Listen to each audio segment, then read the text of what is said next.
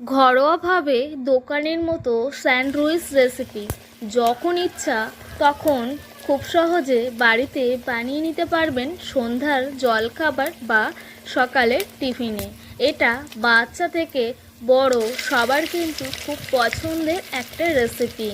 বাচ্চাদের টিফিন বক্সে যদি এরকম একটা রেসিপি থাকে তাহলে কিন্তু খুব মজা পাবে বাচ্চারা, এবং বড়রাও কিন্তু সেই সঙ্গে অনেক মজা পাবে।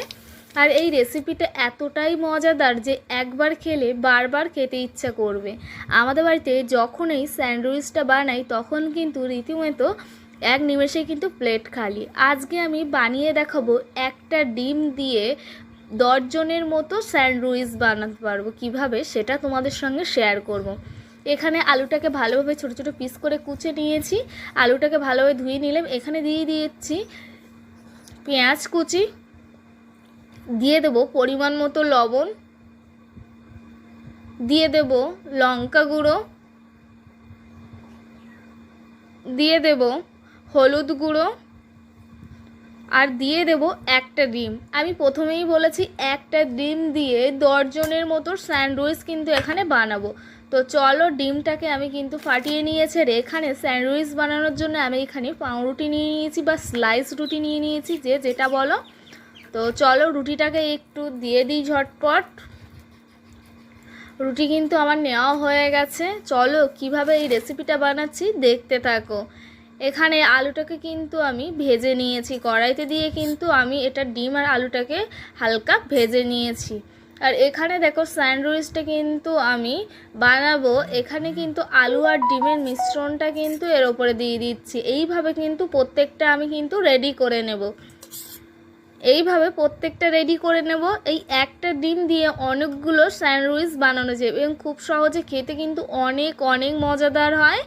তো চলো, এবার দেওয়ার পরে এটাকে কিন্তু আমি ঢাকা দিয়ে দিচ্ছি। দেওয়ার পরে আমি কিন্তু এখানে দেখো ক্রসভাবে মাঝ বরাবর কিন্তু কেটে নেব। একটু ধৈর্য সাপেক্ষ ব্যাপার।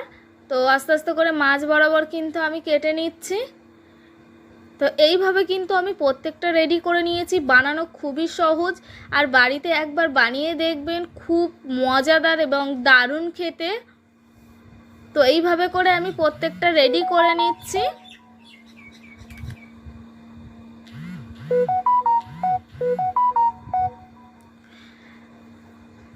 এখানে আপনারা দেখো প্রত্যেকটা রেডি করে আমি কিন্তু কেটে নিয়েছি। একটা দিয়ে অনেকগুলো হয়েছে। চলো কিভাবে বানাচ্ছি দেখতে থাকো। এখানে একটা বাটি নিয়ে নিচ্ছি, আর নিয়ে নিচ্ছি বেসন। বেসনের মধ্যে লবণ, লঙ্কা, হলুদ দিয়ে ভালোভাবে গুলিয়ে এটাকে কিন্তু ভেজে নিচ্ছি। এপিঠ করে ভালোভাবে কিন্তু ভেজে নেব। ভেজে নেওয়া কিন্তু আমার কমপ্লিট হয়ে গেছে। এবার কিন্তু আমি তেল ঝরিয়ে নেব। নিলে কিন্তু একদমই কমপ্লিট। যদি রেসিপিটা ভালো লেগে থাকে তাহলে একটা লাইক, কমেন্ট, শেয়ার করবেন। আর ইউটিউব চ্যানেলটা একটা সাবস্ক্রাইব করে দিয়ে রাখবেন এরকম নিত্য নতুন ভিডিও পেতে।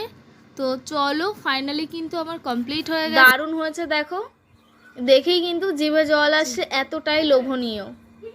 আর সত্যি বলতে আমার খেতে অসাধারণ লাগে। তোমাদের কেমন লাগে অবশ্যই কিন্তু